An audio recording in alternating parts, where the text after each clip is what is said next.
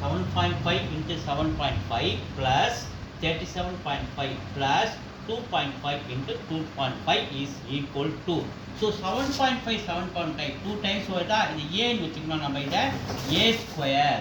இங்கே பாருங்க 2.5 into 2.5 2 times வரதுனால இதை நம்ம என்னன்னு வச்சுக்கலாம், அது bன்னு வச்சா b ஸ்கொயர்.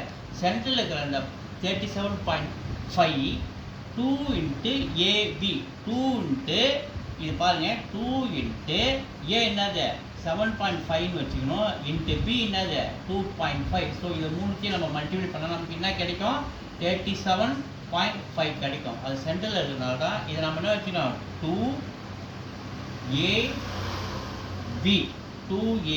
அப்படின்னு நம்ம இதை வச்சுக்கிறோம். ஸோ இது மூணுத்தையும் மல்டிப்ளை பண்ணால் நமக்கு 37.5 கிடைக்கும். அப்போ a square plus 2ab plus b square இந்த ஃபார்மேட்டு இது எந்த formula equal a plus b whole square formula. So இங்கே a என்னது 7.5 ப்ளஸ் b என்னது 2.5 இங்கே ஹோல் ஸ்கொயர் ரெண்டுத்தையும் ஆட் பண்ணால் 10.